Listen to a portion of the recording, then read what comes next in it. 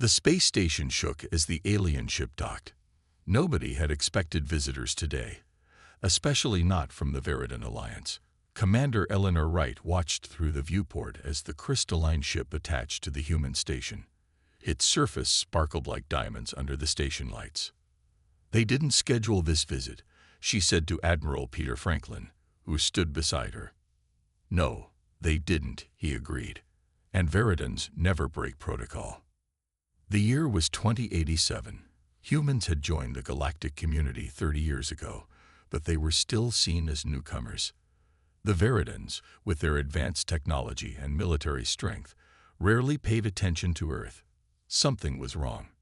The airlock hissed open. A tall figure ducked to enter the station. The Veridan ambassador, Zixlor, stood nearly 8 feet tall. His skin looked like blue crystal, and light seemed to move inside his body. 2 Veridan guards followed him, their crystal armor making soft chiming sounds as they moved. "Ambassador Zixlor," Eleanor said with a formal bow, "we weren't expecting you." "Commander Wright," the alien's voice sounded like glass wind chimes, "I apologize for arriving without notice. Our situation leaves no time for proper protocols." Admiral Franklin stepped forward. "What situation?" Zixlor's crystal face showed no emotion, but the light inside his body darkened. "We are losing a war, Admiral, against an enemy we call the Void. They have destroyed 3 of our colony worlds already." Eleanor and Peter exchanged surprised looks. The Veridans were known for their military power. No one in the galaxy could challenge them. "I don't understand," Eleanor said. "How can we help? Earth's military is tiny compared to yours." "We need a human warrior," Zixlor said simply. The ambassador explained as they walked to the conference room. The Void creatures seemed to predict every Veridan move. They countered every strategy, as if they could read Veridan minds. Their advanced weapons were useless against these enemies. "We believe it is because of how we think," Zixlor said. "Veridans are logical, precise. Our thoughts follow clear patterns. The Void seems to understand these patterns." "And humans?" Admiral Franklin asked. "Humans are..." Zixlor paused, searching for the right word. "Chaotic, unpredictable. You make decisions based on feelings, instincts, things we cannot understand." Eleanor frowned. "So you want our best warrior? Our top military mind?" "No," Zixlor said, surprising them. "We want someone completely ordinary. Someone who thinks in ways no advanced military training could produce." Back in his office, Admiral Franklin reviewed the files on his screen. The Veridan request was clear. They wanted someone with unusual problem-solving skills, someone who thought differently, not a soldier trained in military tactics. "This makes no sense," Eleanor said. "They're asking for our help, but they don't want our best people." Franklin sighed and pulled up a new file. "Maybe they're right. Maybe what they need isn't our best warrior, but our most ordinary one." The file showed a man with graying hair and a kind, tired face. John Baker, age 48. Former military, nothing special in his record. Current job, janitor at Earth Defense Force Headquarters. "Him?" Eleanor asked in disbelief. "You're sending a janitor to help the most advanced military in the galaxy." Franklin nodded slowly. "The Veridans can predict trained military thinking. But how can they predict someone who solves problems with mops and duct tape?" Across the base, John Baker pushed his cleaning cart down the hallway. He hummed softly as he worked, completely unaware that in 24 hours he would be heading to the stars as Earth's representative in an interstellar war. When his communicator beeped with a message from the Admiral's office, John sighed. He assumed he was in trouble for the coffee stain in the conference room. He had no idea his life was about to change forever. John Baker stood outside Admiral Franklin's office, nervously straightening his gray maintenance uniform. He ran a hand through his thinning hair and adjusted his reading glasses. Whatever he had done wrong, he would apologize and fix it. "Mr. Baker, please come in," the Admiral's voice called from inside. John entered, surprised to see not just the Admiral, but also Commander Wright and a tall blue crystal being that could only be a Veridan. John had seen pictures of the aliens, but never in person. The creature towered over everyone in the room. "Am I in trouble, sir?" John asked, his eyes darting between the humans and the alien. Admiral Franklin smiled. "No, John. Actually, we have a request for you. A very important one." The Admiral explained the situation. The Veridans were losing a war against an enemy that seemed to know their every move before they made it.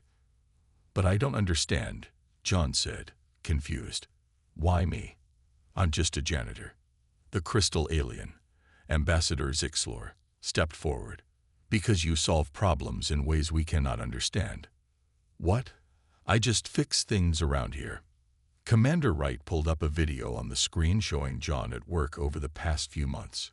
John using a paperclip to fix a broken lock. John using kitchen supplies to unclog a complex pipe system when the proper tools weren't available. John creating a pulley system from cleaning supplies to move a heavy object by himself. "We've been watching you," the Admiral said. "You never follow the manual. You use whatever is around you. You think differently." John laughed nervously. "That's because I never have the right tools. I just make do." "Exactly," said Zixlor, the lights inside his crystal body pulsing brighter. "Veridans always use the right tools, the perfect solution. And the enemy knows this. They expect perfection. They cannot predict making do." John took off his glasses and cleaned them with his shirt, a habit when he was nervous. "But I'm not a soldier anymore. I was in the army 20 years ago, and I wasn't even very good at it." "We do not need a good soldier," Zixlor said. "We have many good soldiers. We need a human who solves problems in unexpected ways."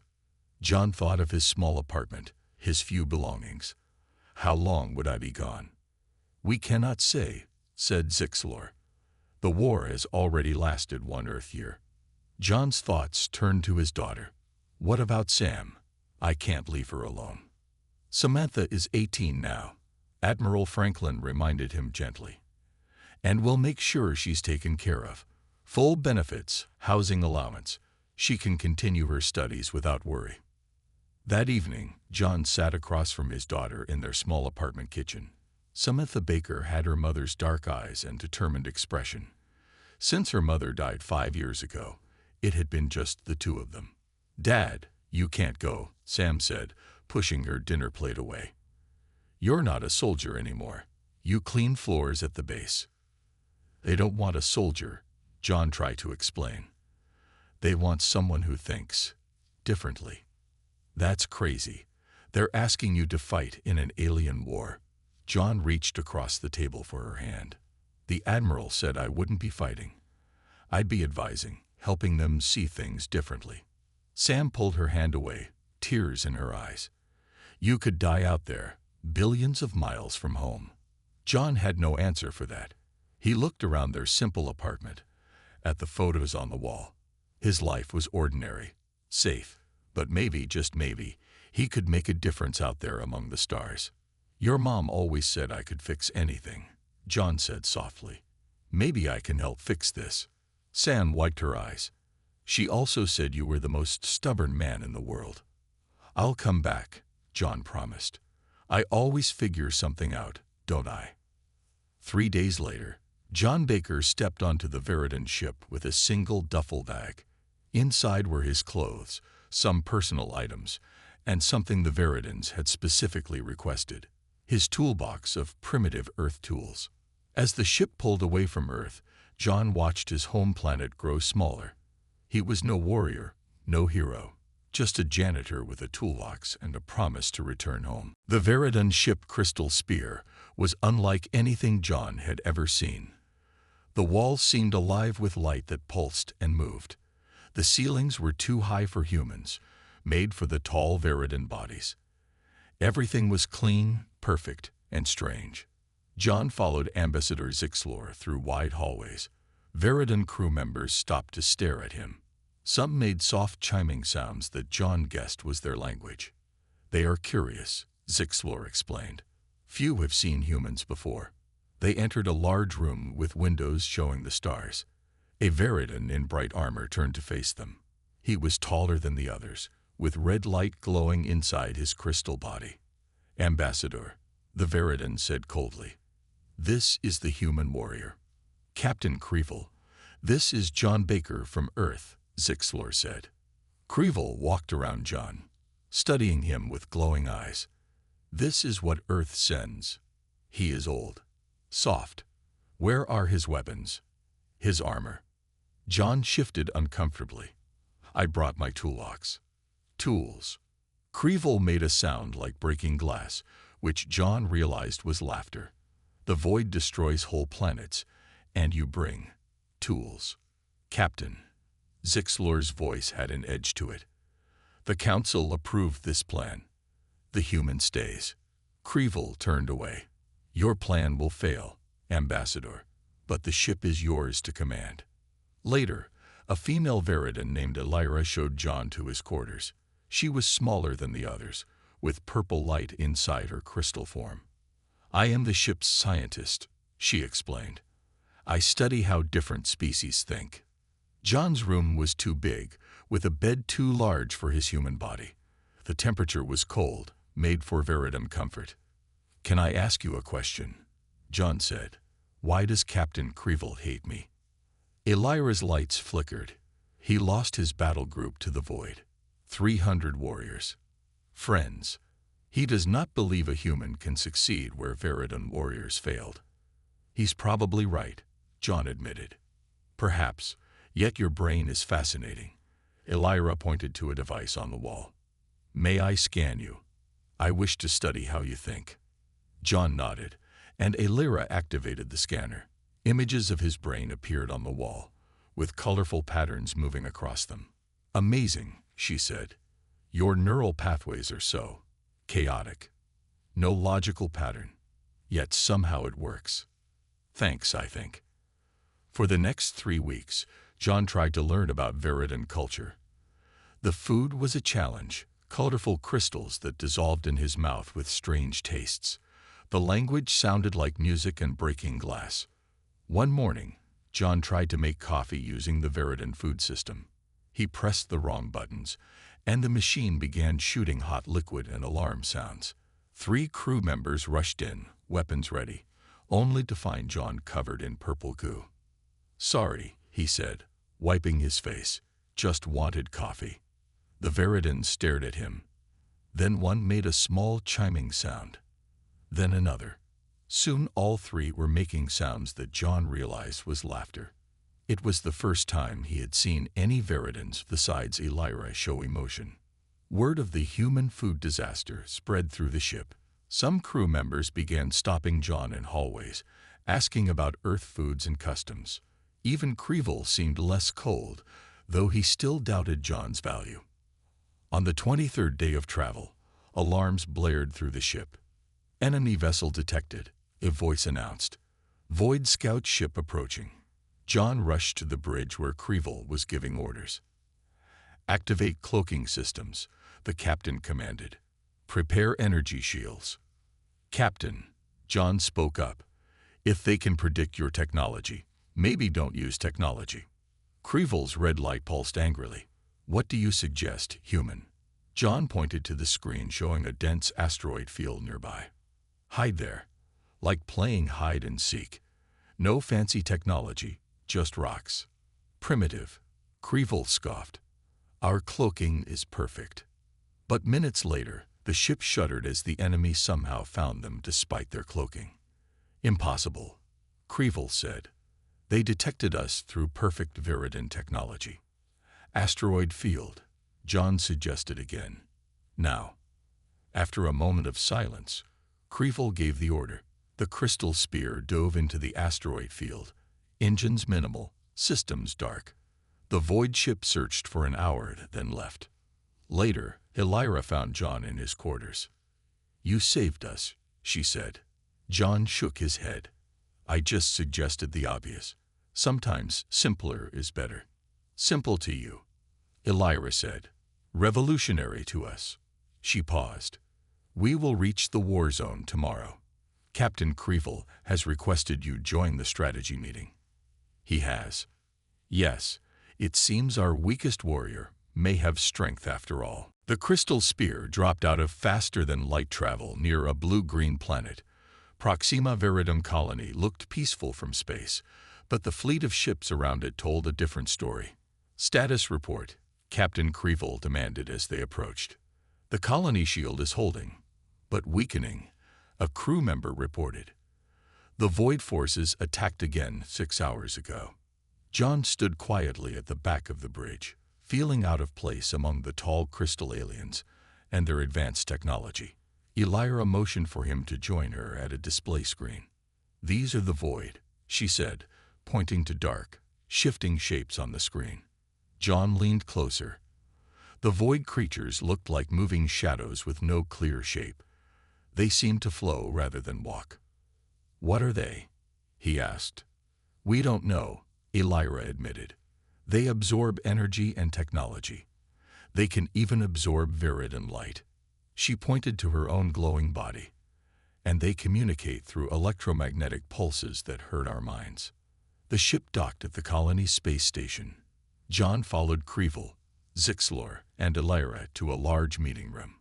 A dozen Viridian military leaders stood around a 3D map showing the colony and enemy positions. "The Void have broken through sectors 7 and 12, explained General Vor, the colony's commander. They absorb our energy weapons. They predict our strategies." As the Viridians discussed complex battle plans and weapon systems, John listened quietly. Finally, Zixlor turned to him. "John Baker, do you have any thoughts?" All eyes turned to him. John cleared his throat nervously. "Have you tried physical barriers? Regular walls and stuff, not energy shields." General Vor's lights pulsed in confusion. "Physical barriers, like primitive fortifications." "Yeah," John said. "If they eat energy, maybe they can't eat stone or metal so easily." The Viridians exchanged looks. This was too simple for their advanced minds. "Also," John continued, "you could use manual signals instead of electronic communications, like, I don't know, signal flares or flags." "Flags?" Creevil made that glass-breaking laugh. "We haven't used such things in 10,000 years." But Zixlor raised a crystal hand. "We will try the humans' ideas. Build physical barriers at key points. Prepare manual signaling devices." To everyone's surprise, John's simple ideas worked. The Void struggled with solid barriers, having adapted to fighting energy weapons and shields. The manual signals allowed Viridian forces to communicate without being intercepted. 2 days later, John stood with Elira at a command post, watching the battle on screens. "Your ideas have bought us time," she said, "but the Void are adapting." Suddenly, alarms blared. A section of the colony's shield collapsed, and dark shapes poured in. The command center shook from explosions. "We must evacuate," Elira shouted as lights flickered. In the chaos, John got separated from the others. He ran down a hallway, looking for a safe place. Turning a corner, he froze. A dark, shifting shape blocked his path. The Void creature moved toward him. John stepped back, heart pounding. He had nothing to fight with except. He glanced at the travel mug in his hand. The coffee he'd brought from Earth, the last of his supply. The Void creature came closer. It had no eyes that John could see, but he felt it studying him. Strange pulses came from it, but they didn't affect him the way they hurt Viridians. With no other options, John threw his coffee at the creature. The hot liquid splashed against the dark form. To John's shock, the creature made a high-pitched sound and part of its body seemed to dissolve where the coffee touched it. It retreated, still making that strange sound. John stared at his empty cup. "Coffee?" he whispered in disbelief. "It doesn't like coffee." He backed away, then ran to find the others. He found Elira helping injured Viridians onto an evacuation shuttle. "Elira," he called. "I think I found something. The Void. They react to coffee." "Coffee?" she repeated. The earth drink. Yes, it hurt the creature. Made it melt a little. Elira's purple light pulsed brightly. Show me exactly what happened. As they hurried to safety, John described his accidental discovery. Something in Earth's coffee affected the void in a way all Veridan weapons could not. We need to study this immediately, Elira said as the shuttle lifted off. John Baker, your primitive drink may have just given us our first real weapon against the void. You threw your drink at it. Captain Creeville's voice was half angry, half amazed. John, Elira, and the captain stood in the science lab aboard the Veridan battle cruiser they had escaped to. On the table sat John's travel mug with a few drops of coffee left inside. I had nothing else, John explained. I was scared. Elira carefully collected the coffee drops into a scanner. Fear is not a response Veridans have in battle. We calculate risks, but we do not. Fear. Maybe that's part of the problem, John said. Fear makes humans do unexpected things. The scanner beeped, and data filled the screens. Elira studied it, her purple light pulsing with excitement. These compounds, we've never seen anything like them. Organic molecules from earth plants. Caffeine, John said, plus some oils and acids. Nothing special. Creeville leaned closer to the screen. If this substance damages the void, we must create weapons using it. I only brought one bag of coffee beans, John said, but there are other plants on Earth with caffeine. Tea, chocolate, some sodas. News of John's discovery spread quickly through the Veridan fleet. Within hours, he found himself in a meeting with Admiral Zensar, the fleet commander. The admiral was ancient, his crystal body almost white with age. John Baker of Earth, the admiral's voice was deep and slow. Your discovery gives us hope. We are growing your coffee molecules in our labs now. John felt uncomfortable with all the attention. It was just luck. Perhaps, Admiral Zensar said. But luck is something Veridans do not understand. We planned everything perfectly. Perhaps that is why we are losing this war. Some Veridan soldiers now looked at John with respect. Others, including many of Creeville's warriors, remained skeptical. During meals, John heard them talking. The human got lucky once. That doesn't make him a warrior. Earth must have known about the void already. Why else send this one? After 3 days of tests, Elira had created weapons using Earth compounds. Energy rifles now fired caffeine-enhanced beams that could hurt the void. But John had been thinking about something else. Have you tried talking to them? He asked during a strategy meeting. The room went silent. General Vor's light dimmed with confusion. Talk. To the void. Yes, John said. Maybe they're not just attacking. Maybe they're trying to communicate. They've destroyed 3 Veridan worlds, Creeville said angrily. Killed millions. What could we possibly say to them? We could ask why, John suggested. Everything happens for a reason. Later that night, Elira found John in his quarters. I've been thinking about your idea, she said. The void communicate through electromagnetic pulses. Perhaps we could modify our translators. You want to try it? Admiral Zensar approved a test, she said. But it's dangerous. The void pulses harm Veridan minds. But not human minds, John realized. That's why you need me. The next day, they set up equipment on the edge of the battle zone.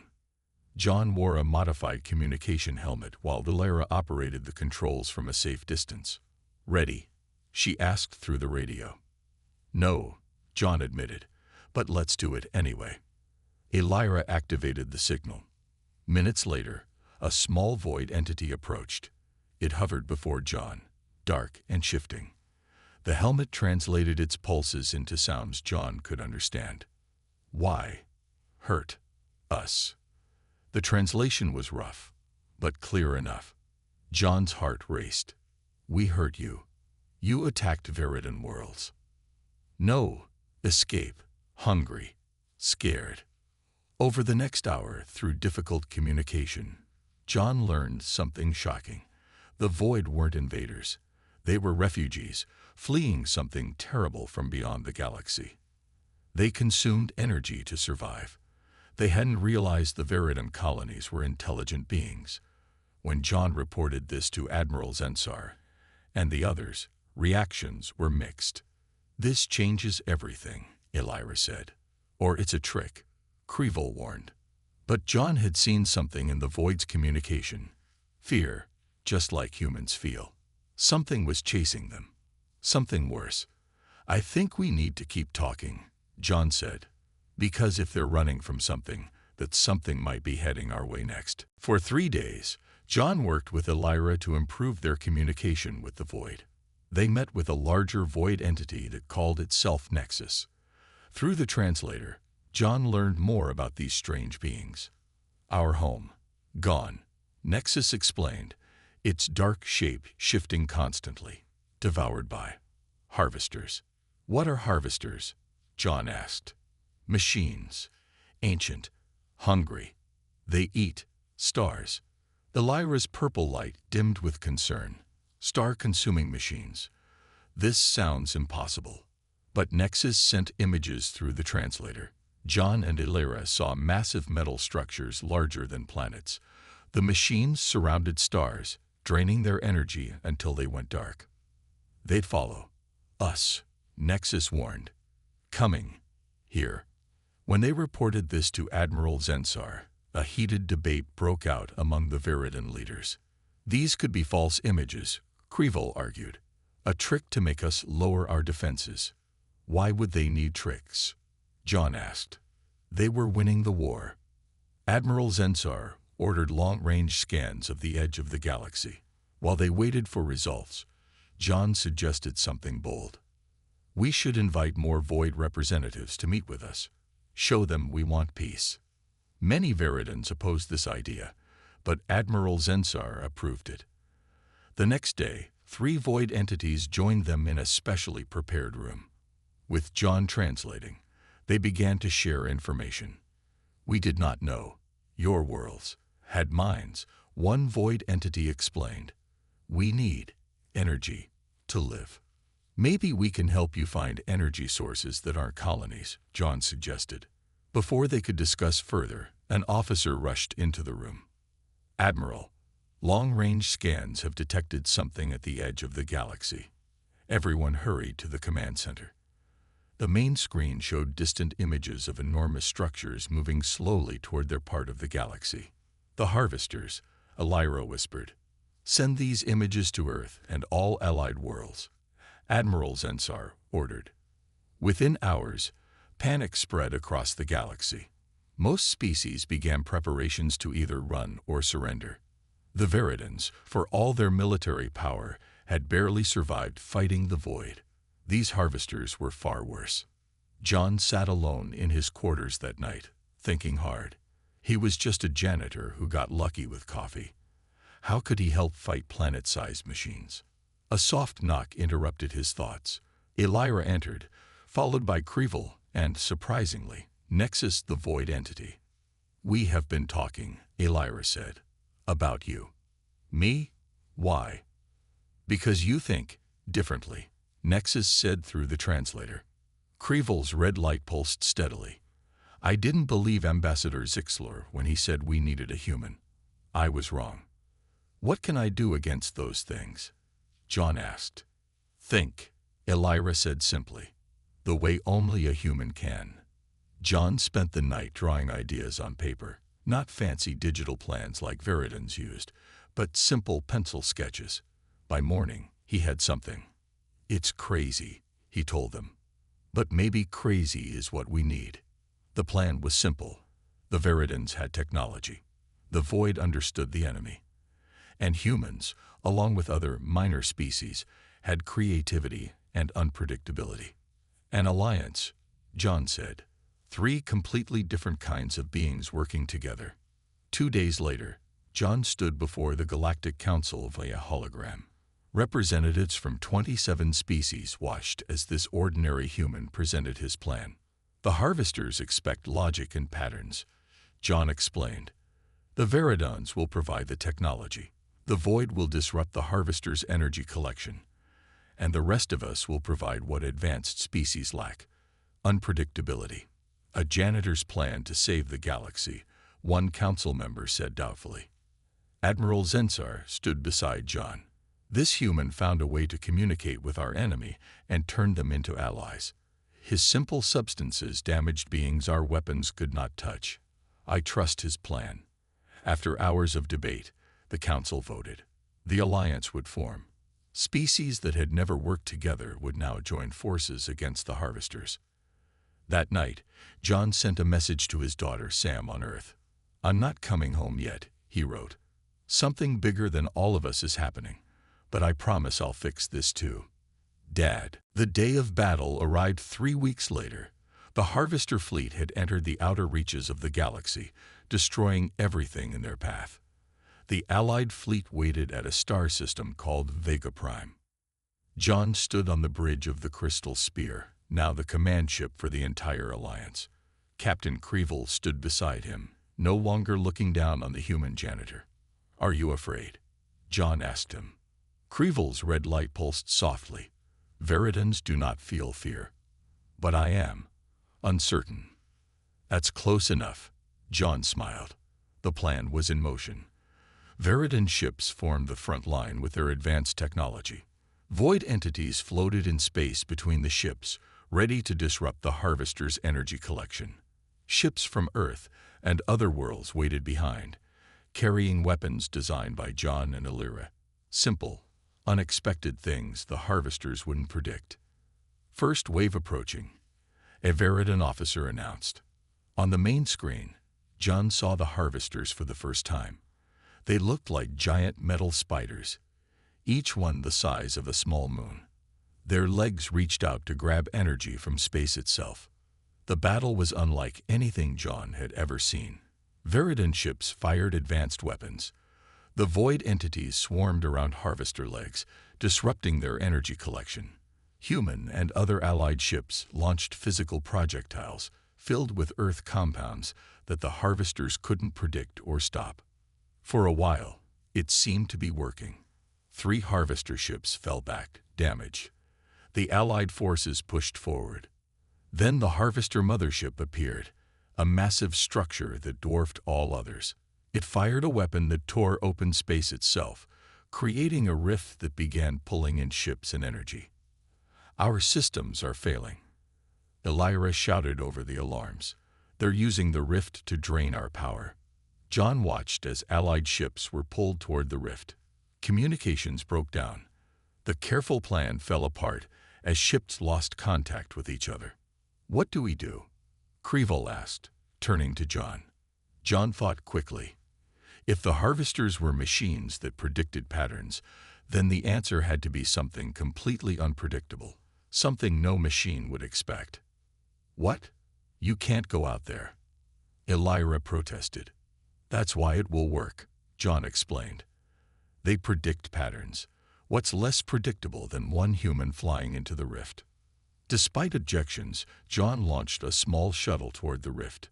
The Harvesters ignored him, focusing on the larger ships. As he approached the rift, his shuttle began to shake violently. Inside the rift was strange. Time and space seemed twisted. John saw patterns of energy flowing toward the Harvester mothership, feeding it. Using the shuttle's simple controls, John flew deeper. At the center of the rift, he found what looked like a connection point, where the Harvester mothership linked to draw power. John thought of his toolbox back on the Crystal Spear. He didn't have it with him, but he had something else, a human mind that didn't think in predictable patterns. He connected his shuttle's computer to the rift's energy flow and typed in a simple paradox, a loop with no beginning or end. It was a janitor's trick he used to reset stuck computer systems back home. The effect was immediate. The rift's energy flow stuttered. The perfect patterns became chaotic. Like pouring sand into a machine, John's simple paradox confused the Harvester systems that relied on perfect logic. The rift began to collapse. John's shuttle tumbled out of control. His last thought before losing consciousness was of his daughter Sam and his promise to return home. John woke up in a Veridan medical bay. Elira, Creevil, and even Nexus, the void entity, stood around his bed. "You succeeded," Elira said. "The rift collapsed. The mothership was destroyed. The remaining harvesters retreated." "How did I get out?" John asked weakly. "Nexus pulled you from the rift," Creevil said, nodding to the void entity. "You saved us all," Nexus's translator said. 2 months later, John Baker returned to Earth. The United Earth government offered him medals, money, and high positions. He declined them all. "What will you do now?" Admiral Franklin asked him during the small welcome ceremony. John smiled. "Go back to my job. Someone has to keep the place clean." That evening, John sat with Sam in their apartment. "You saved the galaxy, Dad," she said, "and you still want to be a janitor." John looked at the gifts he brought home: a crystal medal from the Veridans and a swirling dark orb from the void. "I'm good at fixing problems," he said. "Some with a mop, some with a paradox. It's all the same job, really." On his first day back at work, John pushed his cleaning cart down the familiar hallway. He hummed softly, thinking about the unlikely journey of Earth's weakest warrior who had found strength when the galaxy needed it most.